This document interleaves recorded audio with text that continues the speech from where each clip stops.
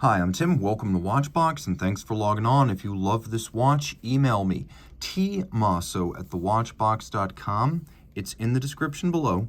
Your purchase and pricing email question line for buying this or any watch you see on any Watchbox platform. Please reach out to me for pricing. Email tmosso@thewatchbox.com.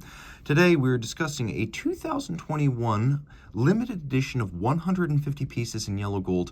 This is the Cartier Tank Cintree 100th anniversary. So a 100th anniversary tribute to the Tank Cintree. You can see it is a lovely 46.2 millimeters from lug to lug, only 7 millimeters thick as I measure it, 23.3 millimeters from 9 o'clock to 3 o'clock, not inclusive of the crown.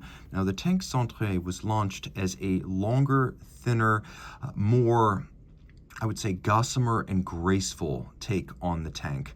The timepiece that we see here is really both a tribute to the 1921 original and something of a reissue of the reference 2718 CPCP 2005 Tank Cintree. So this is both a revival of that model, albeit with a Roman numeral dial, and a tribute to the 1921 original. Now, what I like about this watch is just how easy it is to wear. It is very broad. For its width and its thickness, it's quite large. So this is not necessarily a woman's watch. As you can see on my 16 centimeter circumference wrist, the timepiece is incredibly large and arcing. And whereas Cartier watches are often thought of as women's timepieces, especially the Tank models, this is definitely fit for a man and frankly designed for a man in terms of both proportion and dimensions. The watch is exceptionally thin, and you can see it'll easily slide underneath the cuff. No issues there. My wrist hair is higher than the watch. It is very flat across the back, but as you can see, there's a little bit of a curvature. The timepiece has a wonderful set of yellow gold Cartier pin buckle, and then a lovely honey brown calfskin leather strap. Now you can see the strap has a monotone stitch, honey colored, folded side, a little bit of bolstering to give it some volume, regular calfskin on the bottom. It is a brand new Cartier factory strap. One feature that a lot of folks will like here is the use of the Cartier pin buckle, which we don't see as often as we might like on upscale Cartier models. A lot of people don't get along with the folding clasp that Cartier makes, so it's nice to see this pin buckle here. You can also see how the bridge is elevated above the stanchions on each side so that the strap sits inside the buckle when it's on your wrist rather than stacking up vertically, so it keeps everything thin. Now, the watch has a fascinating case with a polished lug hood, a satin head of the case at each end. We have satin finished flanks, and if you can see, there's a very subtle bevel that wraps around the edge of the lug. You can see it separating itself from the satin finished edge, but there is a bevel that wraps around. The way this case is constructed to get it as thin as it is the case back inserts into a lug structure that features lateral screws. So the case back inserts in, and then the screws go in through the side to hold it all together.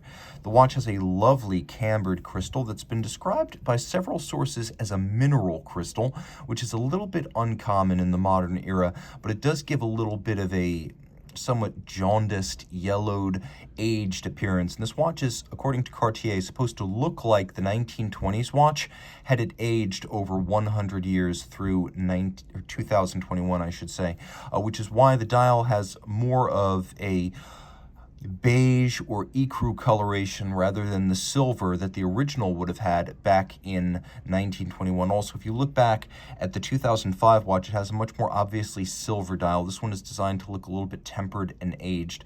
We have blued Breguet style hands at center. We have a railroad track scale inboard for reading the minutes, radially arrayed Roman numerals outboard, in a rare instance where a watchmaker decides to use a conventional Roman numeral 4 rather than a so-called watchmaker's 4.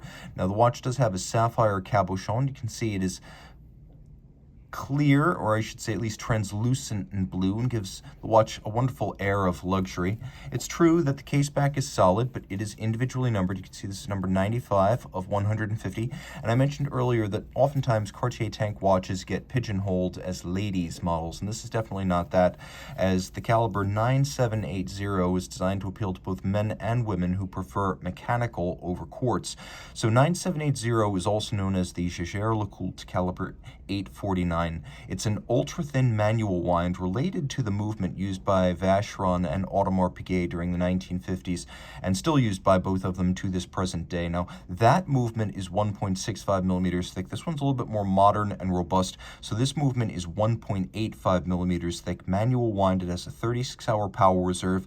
It beats away at 6 beats per second. It pivots on 18 joules, and it is a very impressively finished little movement. A timepiece that is beautifully finished inside and out. With the JLC movement, you're going to have to take my word. With the Cartier elements, the pictures tell the tale. I should mention that because of the unique case construction of this watch, it has only minute repeater style water resistance, so dust and moisture, no submergence, no splash. But this watch is gorgeous and worth the extra care. Reach out to Team Mosso at thewatchbox.com for pricing.